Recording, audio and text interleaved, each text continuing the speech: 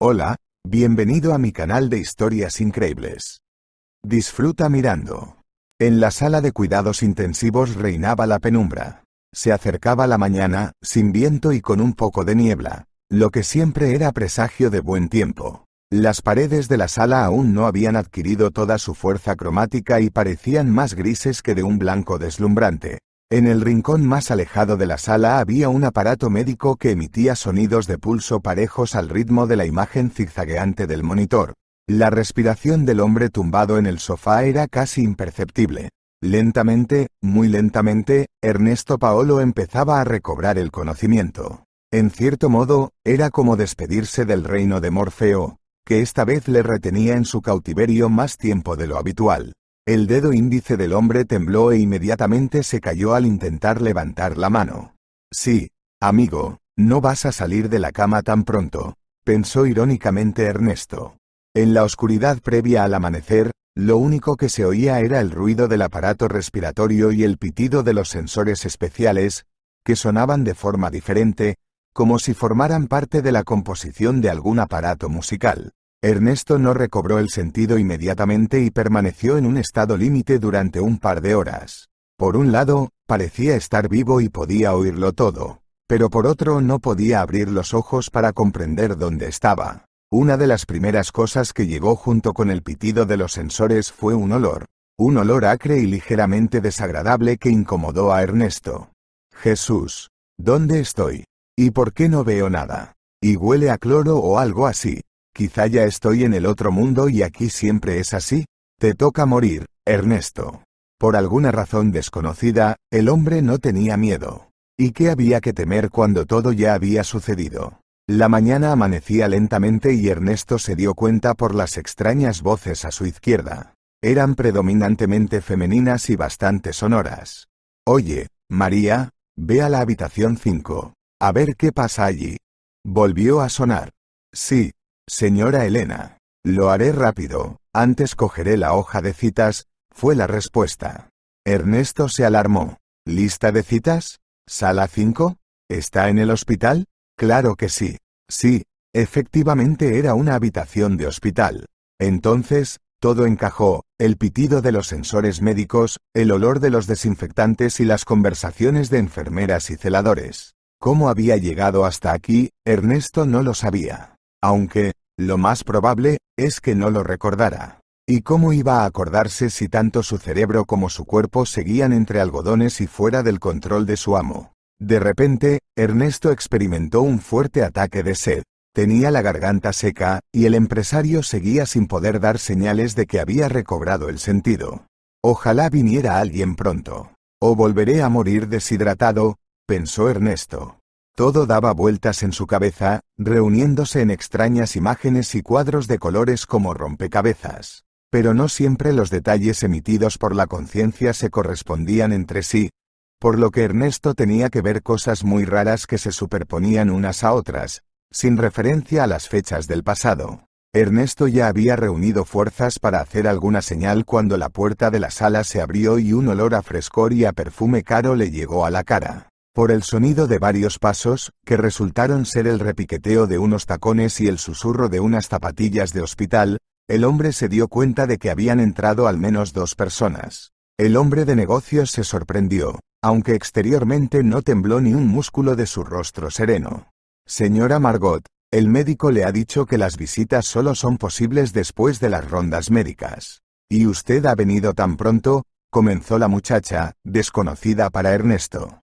Escuche, querida, este es mi marido, y yo decido cuándo puedo visitarlo. Lo arreglaré con Natalia, no se preocupe.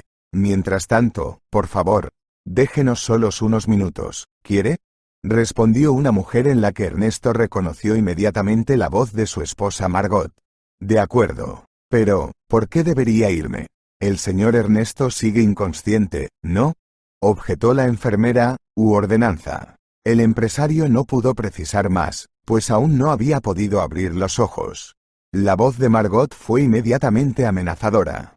Eso no es asunto tuyo, querida. Ve a ponerte las inyecciones y los goteros, y yo veré qué pasa. Por un momento se hizo un silencio ominoso en la habitación, y luego se oyó el sonido de la puerta al cerrarse, de lo que Ernesto dedujo que la enfermera se había marchado. Un segundo después, el silencio de la habitación fue roto por el ruido de unos tacones, cuyo sonido hizo que una aguja atravesara el corazón del inmóvil hombre de negocios. Durante un rato, la habitación volvió a quedar en silencio, y Ernesto pudo sentir que su mujer lo observaba con una mirada atenta y evaluadora. ¿Por qué estás tumbado aquí? Esto no es un lugar de vacaciones. Dame el testamento y se acabó. Te estás acomodando demasiado aquí. Llevas 2 meses en coma, dijo Margot con sorna. La sorpresa sorprendió a Ernesto, que empezó a sudar. El hombre tenía las mejillas encendidas y el sudor se le acumulaba en la frente. ¿2 meses? ¿Y qué quiere decir Margot con eso? ¿Es una broma estúpida? ¿O espera hacerme entrar en razón de esta manera? Punto. Pasó por la mente de Ernesto. Pero lo que dijo después su mujer le hizo reconsiderar su actitud hacia ella. Estás aquí tirado como un vegetal, como una planta inútil. Mientras tanto, tu negocio está parado. ¿Quién se va a ocupar de tus hoteles? Te lo dije. Escríbeme un poder notarial y haz testamento. No sé lo que te pasará, pero fuiste testarudo. Dennis y yo lo arreglaremos rápido. Las palabras de Margot hicieron que Ernesto se sintiera mal. Su pulso se aceleró de repente, y su corazón dio un espasmo agónico. Dios, sí, ¿de qué está hablando? ¿Está poseída por un espíritu maligno o algo así? Punto. Relampagueó con acento agudo un pensamiento convulso. De repente, la respiración se hizo más difícil y sus pulmones, como si se lo ordenaran, dejaron de servirle. Los ojos de Ernesto se oscurecieron y su conciencia se hundió lentamente en una oscuridad viscosa. Al mismo tiempo, la sala se llenó del alarmante sonido de los pitidos de los sensores, que notificaban al personal médico que algo no muy bueno había sucedido. Cuando Ernesto perdió el conocimiento, oyó la voz autoritaria e intolerante de alguien. María, ¿qué hacen aquí los forasteros? Ya te lo he dicho. Nadie puede entrar en la habitación hasta las rondas. ¿Qué hacéis vosotros aquí? Margot resopló indignada. ¿Qué he hecho? He venido a visitar a mi querido marido. Y estáis todos aquí como perros. ¿Y por qué pita todo aquí? Os lo advierto. Si le pasa algo a mi marido, me quejaré. Pero la doctora empujó al invitado inesperado fuera de la habitación y ordenó a la enfermera que preparara un desfibrilador junto con una inyección de adrenalina como refuerzo. El reloj marcaba los segundos. Una descarga, otra descarga. En vano. Una más. Margot no lo vio todo mientras salía a toda prisa de la clínica y se dirigía al coche aparcado en la entrada. Al mismo tiempo, dio una patada al cubo del conserje, que esparció por la acera la basura recogida en él. ¿Por qué ha puesto aquí toda clase de basura en el pasillo? ¿No podía encontrar otro sitio? Punto. Casi me rompo las piernas. Señora, ¿qué cree que está haciendo? El hombre objetó descontento, pero Margot dejó pasar deliberadamente el comentario y apartó bruscamente al conserje cuando intentó ayudar. Pero solo por el golpe en el desafortunado cubo, la odiosa ricachona consiguió romperse el talón y se dirigió al coche en un sprint. Y también una mujer, la guardiana del hogar familiar. ¿Qué podemos esperar entonces de los hombres? Sacudiendo tristemente la cabeza, el conserje susurró y comenzó a recoger de nuevo la basura.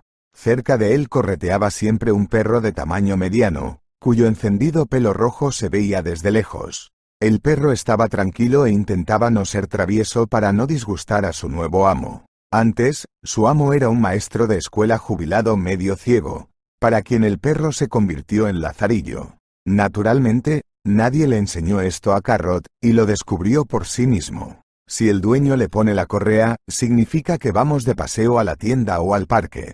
Pero hace un mes, el dueño de Carrot murió. Un infarto es algo cruel e imprevisible. El abuelo no tuvo tiempo de llamar a una ambulancia. Cayó al suelo sin sentir nada. Pero Carrot no se despistó y, rompiendo el cristal con las patas, saltó por la ventana. Corrió a casa de los vecinos y empezó a aullar, tan fuerte y lastimeramente que lo entendieron todos sin palabras. A pesar de que la ambulancia llegó a tiempo, los médicos no pudieron salvar al antiguo profesor. Carrot corrió tras el coche que se llevaba a su maestro hasta que se detuvo en el patio del hospital. Allí lo vio Miguel, el conserje, un par de días después. Para entonces, Carrot cojeaba notablemente, porque se había hecho un corte muy feo en las patas al romper el cristal de una ventana. Se había inflamado, y el pobre perro solo intentaba lamerse las patas para aliviar el dolor. Miguel lo comprendió todo a primera vista, cargó al perro en un carrito y, a pesar de las miradas de sorpresa de los transeúntes, lo llevó al veterinario. El perro tuvo suerte y sus patas se salvaron. Si Miguel hubiera ido al hospital más tarde, el perro habría estado condenado. Desde entonces, viven juntos. El perro Carrot y un anciano conserje con una biografía complicada. Algunos decían que tenía antecedentes penales, otros difundían rumores de que Miguel no era más que un vagabundo que, debido a su edad, había decidido espabilarse y empezar a trabajar. La verdad, como de costumbre, estaba en algún punto intermedio. El propio Miguel era reacio a hablar de su pasado, y cuando algún miembro del personal de la clínica empezaba a hablar de ello, nunca obtenía una respuesta inequívoca. Llevaba solo 2 meses trabajando y su identidad era un misterio tras 7 cerraduras. Después de despedir a la ricachona coja con la mirada, Miguel le guiñó un ojo a Carrot. Se ha hecho justicia, amigo. He visto a muchos cabrones así en mi vida. Son como parásitos. Se aferran a alguien y no se calman hasta que la persona no mata. El perro miró atentamente a su amo, y ladró en señal de acuerdo. Pero no en voz alta, para que el médico jefe no reprendiera al conserje. Miguel sonrió y acarició al perro en la nuca. El conserje tenía relativamente poco trabajo hoy. Se mirara como se mirara, fuera era primavera. En otoño, en la época de la caída de las hojas, los conserjes trabajan hasta la extenuación y el dolor en las articulaciones. Pero ahora es más fácil. No seas perezoso y mantén el orden. De repente, Carrot levantó las orejas y giró la cabeza hacia la puerta. Miguel sabía que pronto empezaría la época más calurosa, la de las visitas a los pacientes en las salas. Algunos van corriendo a cirugía, otros a neurología o a terapia. Todo el mundo quiere comprobar a esta persona cercana y querida, en cuya trayectoria de vida había una enfermedad insidiosa. Por lo general, Carrot se comportó con calma, y no reaccionó a los visitantes. Pero esta vez, el perro estaba visiblemente animado, e incluso movía la cola. Miguel se dio la vuelta y, del asombro, se quedó congelado en el sitio. Una extraña pareja caminaba hacia él por el estrecho sendero del hospital. Una joven delgada y bajita y un niño de unos 7 años, que la llevaba de la mano. Por lo visto, son una madre y su hijo, dijo Miguel con una sonrisa. En sus manos, el niño llevaba un globo, que, tratando desesperadamente de soltarse, encontraba cada vez la resistencia de una fina cuerda, fijada en los pequeños dedos de su amo. Debido al comienzo de la primavera, el chico llevaba una chaqueta de un penetrante color amarillo con capucha, que le hacía parecer un pollo. Las piernas y los brazos igual de flacos. Su compañera iba vestida de forma mucho más sencilla, y sus ropas no causaban al conserje más que lástima. Un abrigo raído y claro, una boina lila, una falda sencilla y zapatos de tacón bajo. Al ver un perro rojo a una docena de metros de él, el niño corrió inmediatamente a abrazarlo. La madre del niño miró interrogante a Miguel, pero este se limitó a asentir. No te preocupes, Carrot no muerde, y menos a un niño. La mujer se relajó visiblemente, y mientras se acercaba al cuidador, preguntó. Buenos días. ¿Y usted, por casualidad, no me dice dónde está aquí el centro de cuidados intensivos? Miguel señaló con la mano el edificio que estaba un poco apartado. Aquí está, ¿lo ve? Allí, con el tejado azul. Ya veo. ¿Sabe si nos dejan entrar ahí? A Miguel le pareció extraña la pregunta. Bueno, ¿cómo se dice? Lo hacen. No te dejarán salir del edificio en sí, claro, pero probablemente no te dejen entrar en el pabellón. Ya sabes, la gente está al borde de la vida y de la muerte allí. La desconocida asintió comprensiva, y luego desvió la mirada hacia su hijo, que ya estaba ocupado con Carrot. Víctor. Bueno, ten cuidado, ¿vale? O te ensuciarás la chaqueta. ¿Te encuentras bien? ¿Vienes al hospital conmigo o te quedas en el patio? Ve tú, ve tú. Yo cuidaré del chico. No te preocupes por Carrot, es mi perro comprensivo. No causará problemas, te lo garantizo, ofreció Miguel con una sonrisa. La cara de la mujer brilló. Muchas gracias. Me llamo Inés, y él es Víctor. Y yo soy Miguel, con una respetuosa inclinación de cabeza, respondió el hombre. Ve tú, mamá, todo irá bien. Yo daré un paseíto con el perro, dijo el niño en voz alta. Las palabras de su hijo se convirtieron para Inés en una guía para la acción. Aunque ya se acercaba a la unidad de cuidados intensivos, de repente se sintió incómoda. ¿A dónde voy? ¿Y qué voy a decir? ¿Qué soy para Ernesto? ¿Una amiga? ¿Un subordinado? ¿O solo una conocida de la calle? Pensó Inés mientras entraba en el vestíbulo. Pero apenas había dado un par de pasos, la enfermera de guardia se le acercó. Hola. ¿Y usted? Perdone, ¿a quién ha venido a ver? Inés estaba visiblemente avergonzada, pero ya era demasiado tarde para echarse atrás. Buenas tardes. Y vengo a ver a Ernesto Paolo. La enfermera frunció el ceño y movió la cabeza negativamente. No. Definitivamente no puede verle ahora. Le han sacado de entre los muertos hace media hora. Tuvo un paro cardíaco, y todo ocurrió tras la visita de una señora. Se presentó como su mujer. Así que le dejé pasar por la bondad de mi corazón, y luego recibí una reprimenda del jefe del departamento. Así que ni siquiera se puede esperar una visita. Inés tenía lágrimas en los ojos. ¿Un paro cardíaco? ¿Cómo puede ser? Estuvo en el hospital después del robo. ¿Qué tiene que ver un paro cardíaco? En ese momento, el jefe del departamento apareció en el pasillo. Cuando el médico vio a la mujer llorando delante de él, se detuvo para darle una pequeña explicación. No se preocupe tanto. La salud de Ernesto es buena, pero un traumatismo craneal es algo grave. Las consecuencias pueden ser irreversibles. Por ejemplo, esta mañana salió del coma y a los pocos minutos le falló el corazón. El equipo es antiguo y no hubo llamada de atención. Bueno, lo superamos. Aunque todavía tenemos que arreglar el equipo. En fin, vete a casa y no pienses en nada malo. Por cierto, ¿quién es usted para el señor Ernesto? Inés bajó la mirada avergonzada. Gracias. Soy una colega, o más bien una empleada. Trabajo de camarera en uno de sus hoteles. El médico asintió, dando a entender que la conversación había terminado. Inés se detuvo un momento, luego se dirigió a la enfermera de guardia y le preguntó hacia dónde daban las ventanas de la habitación de Ernesto. ¿A dónde dan las ventanas? Dan al patio. Justo donde está limpiando ahora el conserje, respondió ella con presteza. Inés le agradeció la respuesta y salió. Fuera brillaba el sol. Era cálido y primaveral. No hacía sudar y el aire no calentaba lo suficiente como para sentirse incómoda. La mejor época y la preferida. La primavera. La época de los sueños y las esperanzas no cumplidas, la magia y el sentimiento del amor fácil, comprensible para todos los que son jóvenes no solo de cuerpo, sino también de alma. Mamá, ¿cómo está el tío Ernesto? Al ver a Inés, Víctor preguntó. Poco a poco, hijo, el médico dice que se recuperará definitivamente. Una dulce sonrisa se dibujó inmediatamente en los labios del niño. Inés miró a su hijo con aire misterioso, luego se acercó a él y comenzó a susurrarle algo al oído. A medida que su madre hablaba, el rostro de Víctor se iba poniendo cada vez más contento. Durante todo este tiempo, el conserje Miguel se mantuvo al margen y observó a sus nuevos conocidos. Carrot estaba dispuesto a seguir al pequeño Víctor hasta el fin del mundo. Miguel había oído antes que los perros adoran a los niños, pero hasta tal punto. Mientras tanto, Inés cogió un globo de las manos de su hijo y lo ató a una de las ramas de un árbol que crecía frente a las ventanas del pabellón del hospital. Cuando Ernesto se despierte, verá el globo y mejorará su humor, explicó Inés, interceptando la mirada sorprendida del conserje.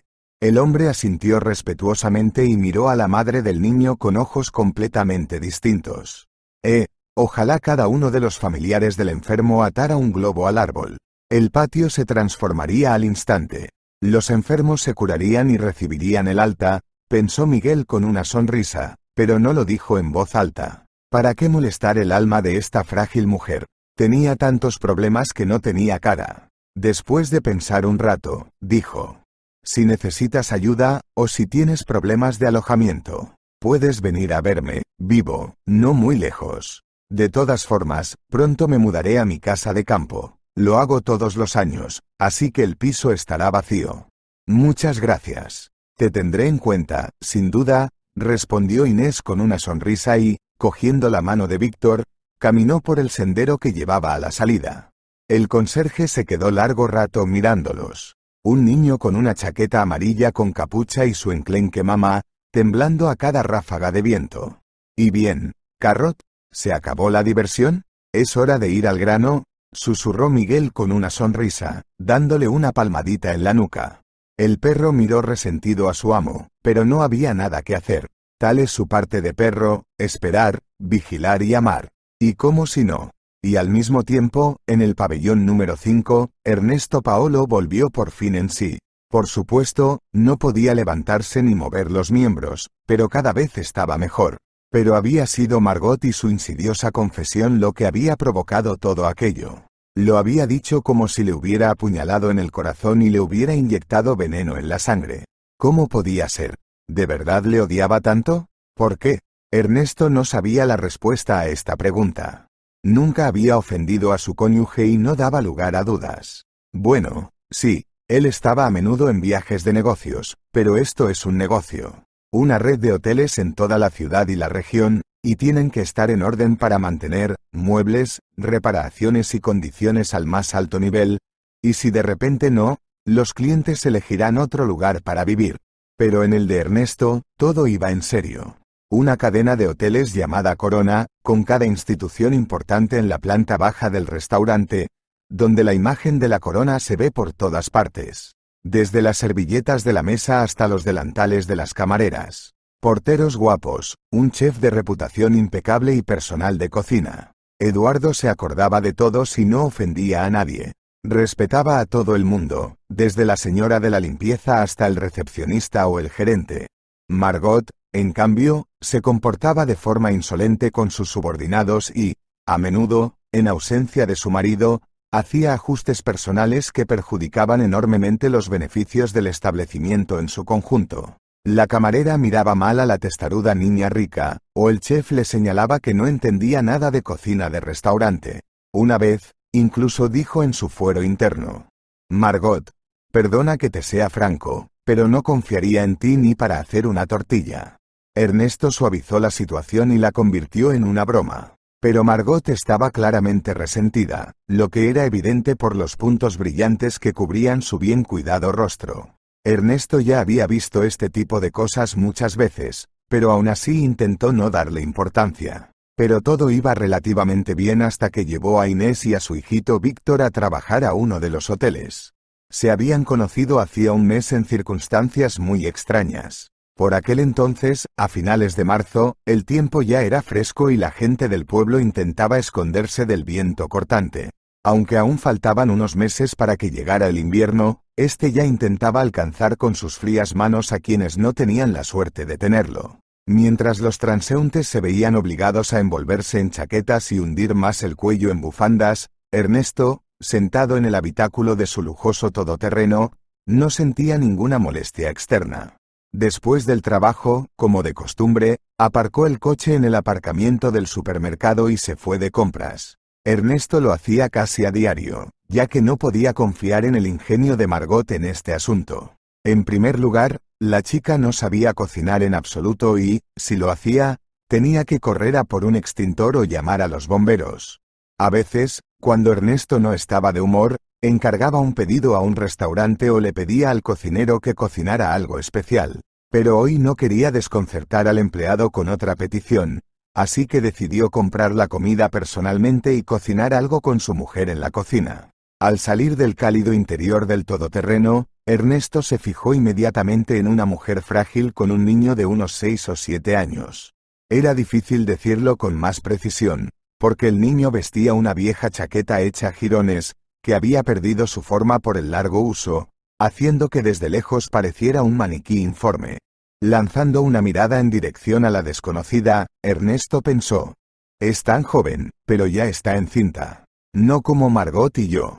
Llevo años hablando de tener un heredero, pero a ella le da igual, solo piensa en salones de belleza y restaurantes. De repente, Ernesto sintió lástima por aquella mujer frágil, que temblaba bajo el viento frío. Sentada en un banco, acuna a su hijo en brazos mientras los transeúntes indiferentes siguen con sus quehaceres habituales. No hacía falta ser idiota para darse cuenta de que aquella mujer tenía problemas. El corazón de Ernesto sufrió un espasmo agónico. No pudo evitar fijarse en que el chico que estaba sentado junto a la mujer no lloraba, sino que permanecía sentado, con el ceño fruncido y la mirada fija en un punto. Tal vez si Ernesto hubiera sido cualquier otro hombre de negocios, habría pasado de largo y fingido no darse cuenta de la angustia. Pero Ernesto no podía hacer eso, porque desde niño estaba desprovisto de cinismo y siempre intentaba ayudar a los necesitados. Mucha gente cree que el dinero corrompe el alma y vuelve a la persona insensible e indiferente a la desgracia ajena. Pero el ejemplo de Ernesto no resistió ninguna crítica. Acercándose, preguntó: «Jovencita, debe estar teniendo algunas dificultades. ¿Puedo ayudarla?» La desconocida bajó los ojos avergonzada. Al mismo tiempo, no pronunció ni una sola palabra, sino que se limitó a suspirar tristemente. «Qué orgullosa es. O quizá solo sea tímida», pensó Ernesto, y luego añadió: «No tengas miedo de hablar. Tengo muchas ganas de ayudaros a ti y a tu hijo. ¿Cómo te llamas, pequeño?» El niño miró cautelosamente al empresario, esperando a cada segundo una jugarreta por su parte, y luego dijo: «Víctor. Y yo soy Ernesto». «Bueno, ya nos conocemos», sonrió el hombre. Sin quererlo, el desconocido también respondió al saludo con una sonrisa. Y en voz baja dijo su nombre: «Y yo soy Inés». Ernesto, tratando de no enfatizar sus problemas, dijo: «Oye, ¿por casualidad te gustaría trabajar para mí como camarera o friega platos en el restaurante? Es que necesito personal, estamos pensando en aumentar la plantilla, y nos faltan un par o tres de personas. ¿Qué te parecería?» Los ojos de Inés mostraban que la propuesta del empresario la había cogido por sorpresa. Todavía indecisa, no pudo dar una respuesta definitiva, y entonces Ernesto decidió animarla un poco. «No tengas miedo, estoy diciendo la verdad y no quiero ofenderte. Y además, ¿te parezco un villano? Veo que necesitas ayuda. Y yo te daré trabajo y dinero. ¿Cómo lo ves, Inés?» Inés agitó la mano en señal de perdición. «Lo aceptaré, no me importa. No pareces un maniático, y tampoco un trasplantólogo». Ernesto se rió. «¿Estás loco? ¿Un trasplantólogo? No, nunca me he dedicado al crimen. Tengo un negocio legal, una cadena de hoteles en la ciudad y en la región. ¿Habrás visto el cartel con la corona en los edificios? Todo eso es mío. Todo es legal y transparente, ni siquiera Hacienda me reclama nada». Inés miró detenidamente a Ernesto y se dio cuenta de que, evidentemente, no iba a hacerle ningún daño. El rostro del empresario era demasiado abierto y amable para ocultar ningún peligro. «Si estás de acuerdo, sube al coche, por favor, que si no te vas a enfriar aquí con este viento», sugirió Ernesto con una sonrisa y señaló el coche. Los ojos de Víctor brillaron de alegría.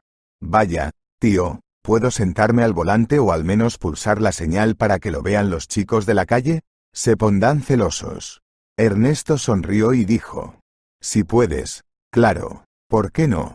Tú te quedas en el coche y yo voy corriendo a la tienda. La nevera está vacía en casa, ya lo sabes. Esta noche dormirás en mi casa, y mañana te ayudaré con el alojamiento en un hotel. Podrás vivir y trabajar». Inés miró dubitativa el todoterreno azul oscuro, pero luego se dio cuenta de que ya no habría marcha atrás, porque había accedido y aceptado todas las condiciones de aquel hospitalario empresario. Cuando el chico se levantó del banco, Ernesto se dio cuenta de que caminaba visiblemente encorvado sobre una pierna. Interceptando la mirada del hombre, Inés le explicó: «Le pasa desde pequeño. Tiene un pie un poco más corto que el otro, así que tiene que llevar zapatos correctores. Y son muy caros. ¿Conoces esos zapatos con plantillas ortopédicas? Víctor tuvo unos zapatos así, pero se le quedaron pequeños. Ahora tenemos que conformarnos con lo que tenemos». Le puse algodón en un lado de los zapatos, junto con cartón, pero no sirve de nada. Ya ves lo que pasa. Ernesto asintió comprensivo. «Muy bien. Tú siéntate en el salón y yo me daré la vuelta rápidamente». Inés tuvo que abrir la enorme puerta del todoterreno y sentarse en el asiento del copiloto en la parte trasera, pero el pequeño Víctor se subió delante, junto al asiento del conductor. El niño tenía muchas ganas de mirar el salpicadero, que se parecía mucho al interior de una nave alienígena. Y además, había una pequeña pantalla incorporada, donde se emitía alguna película sencilla. Con asombro, el niño abrió la boca y aplaudió alegremente. Ernesto no vio todo aquello, porque tenía prisa por ir al supermercado, donde pensaba comprar el doble de comida que de costumbre. Ahora, además de él y Margot, 2 personas más se unirían a su cena. Ernesto recorrió los pasillos y compró todo lo que pensó que les gustaría al niño y a su madre. Conocía bien los gustos de Margot, por lo que sabía que comprara lo que comprara hoy, su mujer quedaría insatisfecha. Estaba a dieta y no comía carne. O viceversa. Quiere engordar un poco para que su figura sea más apetecible. Así que si Ernesto traía marisco a casa, Margot se ponía histérica por el bajo contenido calórico de los platos. No se cansaba de comer gambas y langosta. Lo cual, por supuesto, no era de extrañar, dados sus caprichos. A decir verdad, Ernesto estaba acostumbrado desde hacía tiempo a los caprichos de su mujer. Al fin y al cabo, llevaban años casados. El propio Ernesto había crecido en una familia trabajadora sin padre y era un hombre sencillo que no aspiraba al estrellato. Ya desde niño era un muchacho independiente. Según los recuerdos de su abuela, a los 7 años podía preparar fácilmente un almuerzo o desayuno sencillo consistente en un par de huevos fritos o puré de patatas. Tal vez fuera su independencia lo que permitió al empresario destacar en esta difícil empresa. Conoció a Margot por casualidad en una de las fiestas corporativas empresariales, donde se reunía toda la nobleza de la ciudad. A Ernesto no le gustaban esos eventos, pero su estatus le obligaba a asistir a ellos y a recordar constantemente que era uno de los representantes de los poderosos. Fue allí donde se fijó en él Margot, una sensual morena con el pelo del color del ala de un cuervo. Se acercó, sonrió coquetamente e invitó a Ernesto a un baile blanco. Y entonces, siempre cauto y precavido, Ernesto se enamoró sin memoria y se encontró en las redes de una belleza fatal. El periodo de caramelos voló rápidamente, y para todos los que conocían un poco a la pareja, quedó claro que la boda no está lejos. Pero Ernesto se vio impulsado a tomar tan importante decisión por la noticia del embarazo de Margot. ¿Te lo puedes creer? Estamos de 3 semanas. Vamos a tener un bebé, cariño. Nuestro bebé. Me pregunto qué tipo de ojos tendrá. ¿Marrones como los tuyos o verdes como los míos? Margot empezó a sonreír. Ernest creía estar locamente enamorado de la joven que había elegido, y esa misma noche le propuso matrimonio. Por desgracia, la alegría de tan agradable acontecimiento duró poco, porque exactamente un mes después Margot sufrió un aborto espontáneo. Ernesto se encontraba entonces de viaje de negocios en el campo y se enteró del aborto por Victoria, amiga de Margot. Cuando ella le describió lo sucedido, lloró y dijo que había sido un horror. Según Margot, aquella fatídica noche decidió preparar a su marido una deliciosa cena. Pero al no tener habilidad, estuvo demasiado tiempo en los fogones. Entonces, se sintió mareada y perdió el sentido. Margot no se explica cómo pudo llamar a una ambulancia. Lo más probable es que actuara en automático o por fibra moral. Desde entonces, no ha pasado un día sin que Ernesto se culpe de lo ocurrido. Al fin y al cabo, fue él quien no protegió a su mujer, quien no cuidó de su salud. ¿Cuántas veces Margot le había sugerido que contratara un ama de llaves o una criada? Pero él se había negado y había dicho que podían arreglárselas solos. A decir verdad, Ernesto estaba un poco avergonzado de su riqueza y no quería tener criados trabajando en su casa. Al joven empresario le parecía un signo de mal gusto, que le remitía a los tiempos de los zares y los terratenientes. Por supuesto, en general no había nada malo en ello. Pero los acontecimientos que le habían sucedido a Margot habían cambiado su vida para siempre. Y tras la pérdida de su hijo, fue como si la propia esposa hubiera sido sustituida. Margot empezó a pasar más tiempo en salones de belleza y restaurantes, y cuando Ernesto estaba de viaje de negocios, visitaba regularmente clubes en compañía de amigas. Por supuesto, a Ernesto no le importaba que su mujer se volviera un poco salvaje, pero a veces era demasiado. Un día, al volver de un viaje de negocios antes de lo previsto, Ernesto no encontró a Margot en casa. Con un ramo de rosas en la mano, de repente se sintió incómodo y lo tiró a la papelera. como una escena de una película barata. Y lo único que quería era hacerla sentir bien, susurró el empresario con amargura en la voz. La situación era tan vieja como el mundo, y cualquier otra persona en el pellejo de Ernesto habría pensado en el adulterio. Pero él no sacó conclusiones precipitadas y llamó a Margot después de todo. Resultó que la mujer estaba visitando a su mejor amiga Victoria, que confirmó fácilmente sus palabras, lo que disipó por fin las dudas de Ernesto. Al mismo tiempo, el empresario prefirió no darse cuenta de que los empleados de sus hoteles y restaurantes cuchichean a espaldas del jefe que su mujer le es infiel. Los socios comerciales se limitaron a negar con la cabeza. De hecho, no les importaba si Margot engañaba o no a su marido. Lo principal era que el empresario cumpliera puntualmente con sus obligaciones, pagara las deudas y no se apresurara a contraer otras nuevas. Como Ernesto era un hombre de hechos y palabras, no podía estarse quieto y ampliaba constantemente su imperio. Por supuesto, mucha gente no estaba satisfecha con esto. Pero, por otro lado, tampoco podían competir con la creciente popularidad de la cadena hotelera Corona. En algún momento, Margot decidió unirse al negocio familiar y empezó a hacer sus propios ajustes en ciertas actividades. Para ello, hizo lo siguiente. Compró ropa barata en rebajas y, vestida con un traje de ratón, acudió a los restaurantes de su marido. Por supuesto, el servicio en estos lugares no dependía de la riqueza del cliente. De hecho, Ernesto se aseguraba de que, aunque acudiera a su restaurante un auténtico vago con dinero, no le atenderían peor que al alcalde de la ciudad. Así que Margot, ocultando su aspecto tras una capa de maquillaje y una peluca, ideó su plan. Observando a las camareras, porteros y friegaplatos, tomó notas discretamente en su cuaderno, marcando a los que debían ser despedidos en un futuro próximo. Los cambios de personal no se hicieron esperar. En los hoteles de Ernesto, las camareras empezaron a ser despedidas en masa, y los camareros temían a los clientes, pues esperaban que uno de cada dos fuera un espía enviado por Margot. Como para entonces todo el mundo ya la conocía de vista, ni siquiera el maquillaje y la peluca de la odiosa ricachona le ayudaban a actuar de incógnito. Ernesto intentó hablar con Margot, pero su mujer le escandalizaba cada vez, diciendo que era tonto y no se daba cuenta de las cosas obvias. Todos te mienten, ¿sabes? Esas camareras, friega platos. ¿Sabes cuánto dinero te han robado del bolsillo? Los atraparemos a todos como a bichos, y te harás no solo millonario, sino multimillonario. Ernesto se limitó a negar con la cabeza. Bueno, no seas tan categórica, querida. Tengo la teoría de que si vives solo, deja vivir a los demás. Si grabas a todo el mundo con impuestos desorbitados, las camareras dejarán de atender a los clientes como es debido, y una dulce gratificación en forma de propinas nunca ha hecho daño a nadie. ¿Estoy en lo cierto? Y tú, en vez de controlar a mis camareras, al menos una vez estarías en su lugar y trabajarías un turno en uno de los restaurantes. Entonces sabrías exactamente qué es qué. De ninguna manera, no es suficiente para la esposa del dueño de este imperio para hacer los ojos a los clientes. No. Prefiero cambiar todas sus camareras, pero voy a conseguir lo que quiero. Ya verás, pronto el dinero fluirá hacia nosotros, argumentó Margot.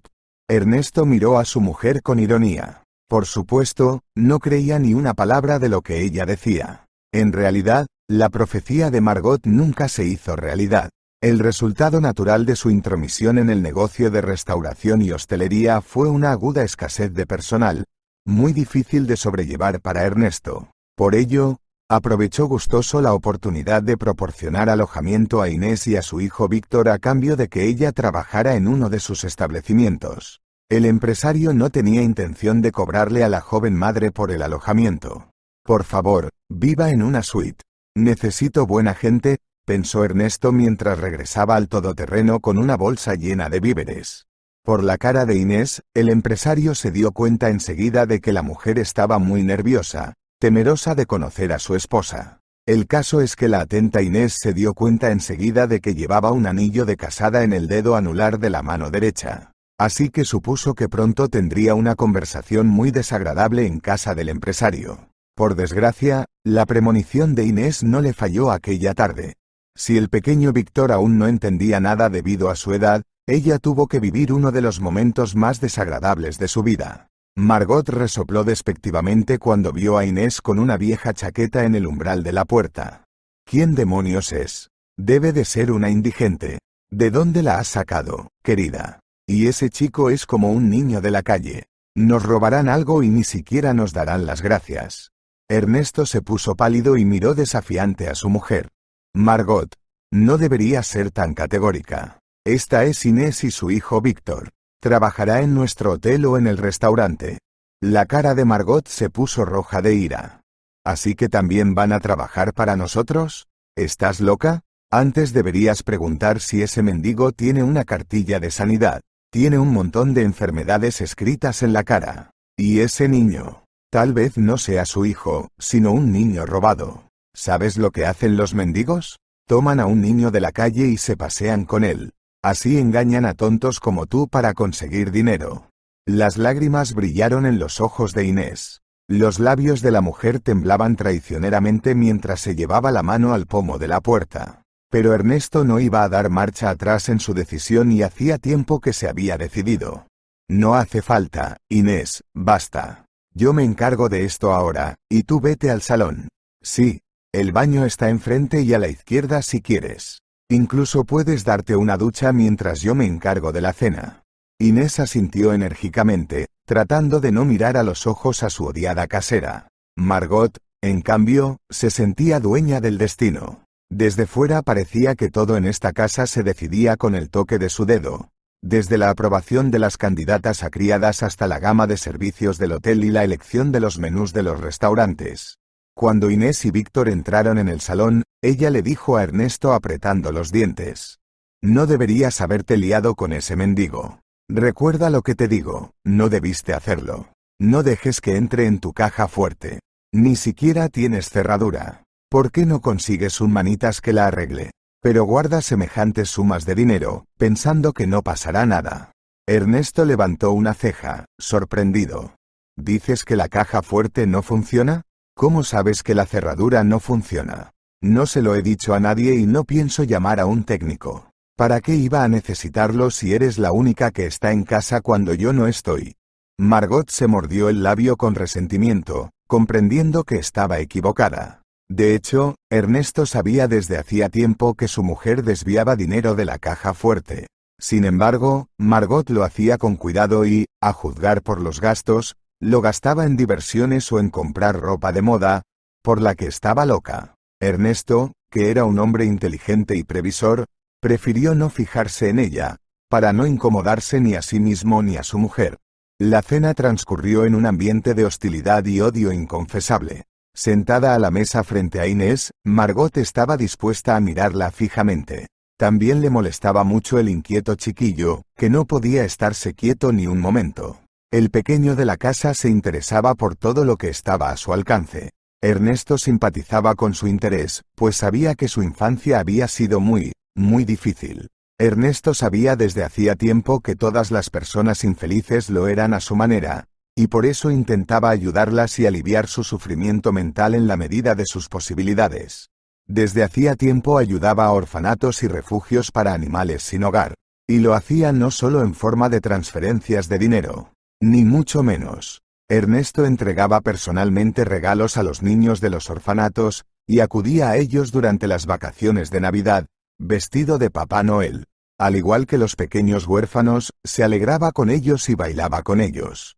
Del mismo modo, Ernesto inspeccionaba y revisaba los refugios para animales sin hogar, que siempre estaban limpios y acogedores. Se decía que de vez en cuando los animales, bien cuidados y alimentados, eran acogidos por habitantes de la ciudad carentes de afecto y calor, y lo hacían de forma totalmente voluntaria, sin coacciones ni persuasiones, porque sabían que en el refugio de Ernesto Paolo los animales siempre están vacunados y sanos. Así podían dar muchas alegrías a sus nuevos dueños.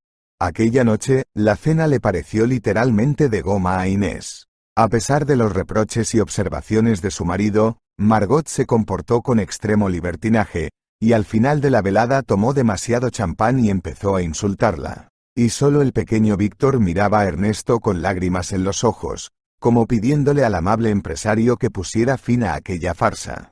Afortunadamente, Inés y Víctor no vivieron más de un día en casa de Inés, y luego se trasladaron a uno de los hoteles, donde tenían una habitación doble con todas las comodidades, internet y televisión por satélite.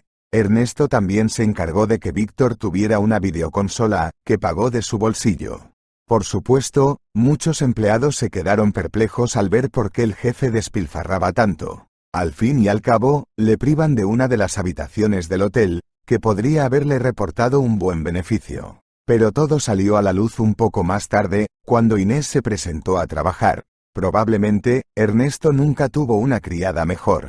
Y probablemente nunca la tendría. Inés trabajaba con el corazón, limpiando el alféizar hasta dejarlo reluciente y manteniendo las flores en las condiciones adecuadas, cuando la tierra no estaba ni demasiado húmeda ni demasiado seca. Inés cayó bien enseguida a los clientes habituales del hotel, pues siempre se mostraba cortés y cariñosa con ellos, independientemente de su estado de ánimo o de sus problemas personales. Las habitaciones que proporcionaba eran siempre limpias, acogedoras y confortables. Pronto la diferencia se hizo visible a los ojos, y tuvo un efecto positivo, porque las demás camareras, al ver el trabajo de Inés, empezaron a orientarse hacia ella sin darse cuenta. Solo Margot odiaba a Inés con toda su alma, esperando pacientemente el momento de deshacerse de ella. La cuestión era que Margot tenía a su propia gente entre el personal del hotel y del restaurante. La misma gente que ella empleaba personalmente. Estaban dispuestos a defender a su señora y, por lo tanto, trataban a Ernesto con un acentuado desprecio. Naturalmente, no lo mostraban en público, pero en cuanto los traidores se encontraban en un entorno familiar seguro, empezaban a increpar a Ernesto en nombre de Dios. Uno de estos espías era el director del hotel, Darío. Probablemente, de no ser por su buena apariencia, nunca habría conseguido un puesto tan lucrativo. Algunos decían que él y Margot tenían un tórrido romance, pero nadie podía confirmarlo. Y nadie quería indagar en sus trapos sucios, temiendo por supuesto, que podría perder en poco tiempo. Todos sabían que discutir con Margot saldría caro. Al fin y al cabo, en el imperio de Ernesto era como un cardenal gris que elegía y nombraba a los favoritos en función de sus propias consideraciones. En una ocasión, Margot incluso había intentado inculpar a Inés acusando a la criada de haber robado un bolso a una de sus clientas. La joven juró que nunca había cogido nada de manos ajenas. Margot sonrió enigmáticamente y se acercó al bolso que colgaba en la trastienda. «Bueno, ¿me lo vas a enseñar o lo abro yo?» «No hace falta. Lo haré yo misma». A Inés le tembló la voz y se apresuró a cumplir su petición. Segura de su inocencia, la criada abrió el bolso y se quedó de piedra. Dentro, encima de sus efectos personales, estaba el bolso robado. De repente, Inés se sintió incómoda. La joven criada se mareó y, al cabo de un momento, se desmayó. «Mira qué circo ha montado aquí. Si quiere hacerlo a propósito, nunca lo hará bien. No trabajas en un hotel, cariño, trabajas en un teatro. ¿Tienes garantizado el lleno?», se mofó Margot.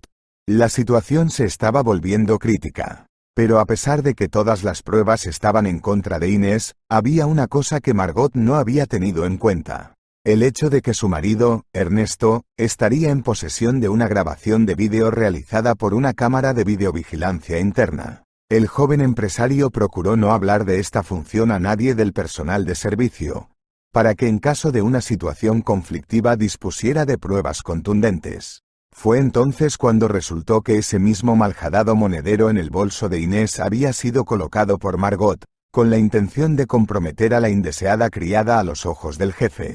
Pronto, la pareja tuvo un altercado en el despacho de Ernesto. «¿Sabes qué, Margot? Creo que esto es demasiado. Esperaba cualquier cosa de ti, pero no esto. Creo que deberíamos romper y empezar a preparar el divorcio». Margot apretó los labios con resentimiento y miró a su marido con odio. «¿Quieres divorciarte de mí, dices? ¿Separarme?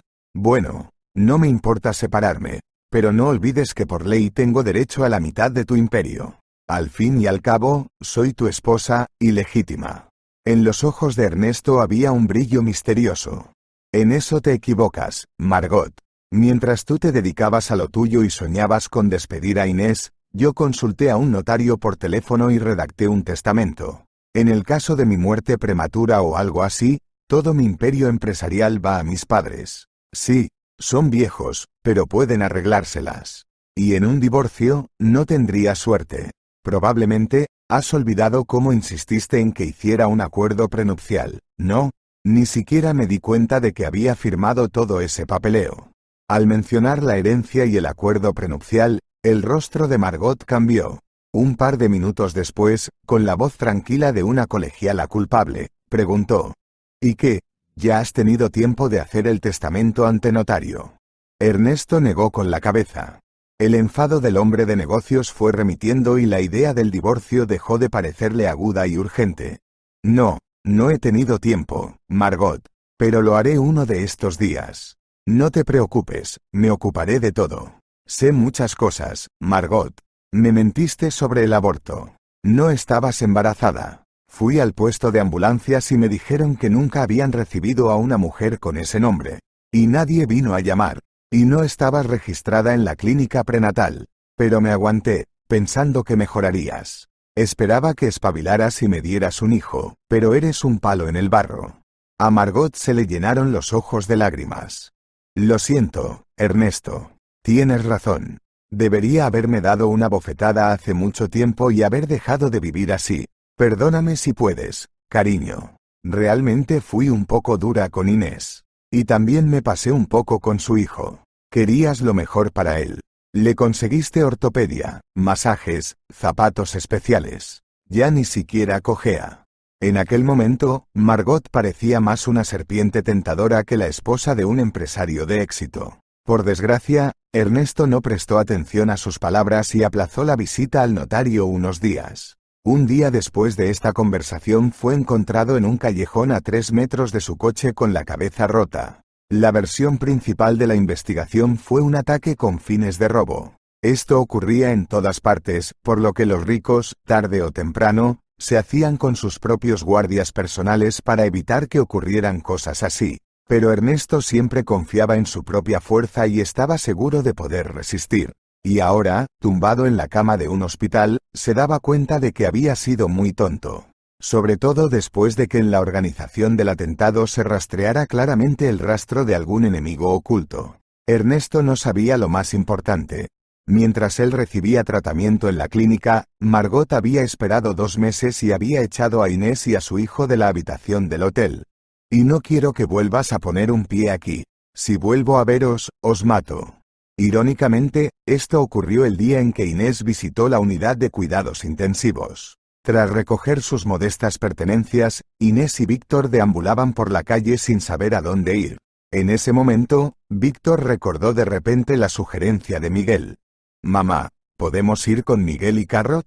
Me ha ofrecido quedarme con él. Y es un tío tan majo, tan listo. Me siento muy bien con él. Es como un abuelo para mí. Inés miró a su hijo sorprendido y luego dijo: Sí, en general, puedes, hijo. Pero es incómodo. Parece que hoy mismo un hombre lo ha sugerido, y ya nos han echado del hotel.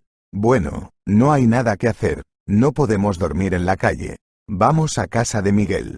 Ni que decir tiene que el conserje se alegró de ver de vuelta a sus nuevos amigos. Les dio de cenar, les dio su propia habitación y se fue a dormir al cuarto de baño, donde puso un colchón en el suelo y se acostó. No era habitual que Miguel durmiera en condiciones espartanas. Era un hombre del pasado y había visto muchas cosas. Y Miguel también escondía un secreto que, salvo él, no conocía a casi nadie. Sin embargo, el hombre no iba a revelar sus cartas antes de tiempo y esperó pacientemente al día siguiente. Por la mañana, tras preparar un rápido desayuno, Miguel sugirió a Inés y Víctor que visitaran al empresario que ayer había estado a punto de morir de un paro cardíaco. Madre e hijo se miraron sorprendidos. A decir verdad, no entendían muy bien por qué el amable conserje, de repente, había decidido visitar a un hombre que no conocía muy bien. Pero Miguel se limitó a sonreír enigmáticamente. No se preocupen. Os lo explicaré todo. Pero un poco más tarde. ¿De acuerdo? Inés miró sorprendida al conserje y negó con la cabeza. Cuando ella y Víctor salieron al pasillo, el hombre sacó de su bolsillo una radio en miniatura y ordenó en voz baja: Muy bien, prepárense todos. La operación se acerca a su fase final. Las palabras del señor sonaron tan extrañas que hasta el perro Carrot puso sus oídos alerta. Y media hora más tarde, Miguel ya estaba en el vestíbulo de la unidad de cuidados intensivos, donde los policías, que se habían adelantado, detuvieron a Margot y a su amante, el administrador del hotel, Darío. Con ellos, la pareja criminal llevaba jeringuillas con algún líquido tóxico, que iban a inyectar discretamente a Ernesto. Sin comprender aún lo que ocurría, Inés dirigió su mirada al conserje cuando éste se despojó bruscamente de su capa, debajo de la cual había un uniforme de policía perfectamente ajustado, con adornos en el pecho. Todos los presentes jadearon de sorpresa. Miguel se detuvo un momento y dijo: «Perdóneme, pero era un diseño especial. Ernesto probablemente no lo sabe, pero no es un extraño para mí. Verá, soy su padre biológico. Nos separamos de su madre hace más de 30 años. Me fui a otra ciudad, me gradué en la academia y me dediqué a servir a mi país. Pero me enteré de la existencia de mi hijo hace unos 6 meses, así que empecé a ocuparme de él. Tanto como pude, por supuesto. Aunque, ni siquiera yo pensaba que Ernesto intentaría matar al amante de su mujer. Así que, al haberme perdido el atentado contra la vida de mi hijo, acepté un trabajo de conserje, para poder estar más cerca de él y poder observar a los que le rodeaban». La esposada Margot miró a Miguel con odio. «Bastardo, abuelo. Me pusiste el cubo bajo los pies a propósito, haciendo que me rompiera el talón, ¿verdad? ¿No es cierto?». Miguel sonrió. «Claro, a propósito, querido, para ponerte un micrófono en el bolsillo. ¿Y tus planes con Darío para averiguarlo? No perdonaste a mi hijo, y pretendías quedarte con su herencia. Pero no fui tan fácil, y ahora, Margot, no volverás a estar cerca de mi Ernesto. E Inés y Víctor serán sus compañeros de vida. Porque ellos quieren de verdad a mi hijo». En ese momento, Inés sintió que todo lo que le estaba pasando era solo un sueño. No, no funciona así. El conserje, que resultó ser un agente de policía jubilado, que vigilaba tácitamente a su hijo empresario, sin encontrar nunca la fuerza para decirle la verdad. Y Margot, cuya incontenible codicia, le ha robado lo que le quedaba de humanidad y cordura. Y Darío, que se había convertido en su amante y había atentado contra la vida del dueño del imperio hotelero. Ese día, todo el hospital hablaba de la encantadora transformación del conserje Miguel en teniente coronel retirado de la policía. Como suele ocurrir, Ernesto fue uno de los últimos en enterarse, cuando los médicos le permitieron ver a sus familiares. Al ver entrar en su habitación a un hombre de uniforme, el empresario se puso visiblemente nervioso. Pero entonces, al ver a su copia exacta, solo que decenas de años más joven, lo comprendió todo sin palabras. «Lo siento, hijo. Debería habértelo dicho antes. Temía estorbarte y ser una carga. Pero cuando supe que estabas en peligro, decidí intervenir», susurró Miguel y se enjugó una lágrima. Ernesto sonrió y tocó el hombro de su padre, al que no había visto en su vida. Un momento después, la puerta de la habitación se abrió y Víctor e Inés aparecieron en el umbral. En sus manos, el niño sostenía el mismo globo rojo, cuyo hermano colgaba ahora en el árbol del patio del hospital. Miguel sonrió y miró a su hijo. «Espero que valores mi palabra de padre, hijo. Pues estas son mis instrucciones para ti. Tenlos siempre cerca de ti y protégelos como a la niña de tus ojos. Probablemente, no sepas que Inés tiene un secreto. Víctor no es su hijo, sino el sobrino de su hermana mayor, que murió en el accidente». En ese momento, Ernesto le dirigió a Inés una mirada tan sensual que podía decir sin palabras muchas cosas. De hecho, incluso lo dijo en voz alta. Solo un poco más tarde, 6 meses después, cuando le propuso matrimonio a Inés, Miguel, como había prometido, se hizo a un lado y no insistió en su parentesco con Ernesto. Sin embargo, eso no impidió que el agente de la ley jubilado bailara en la boda de su hijo y celebrara la victoria más importante de su vida. Si te ha gustado la historia, por favor dale un me gusta y suscríbete al canal.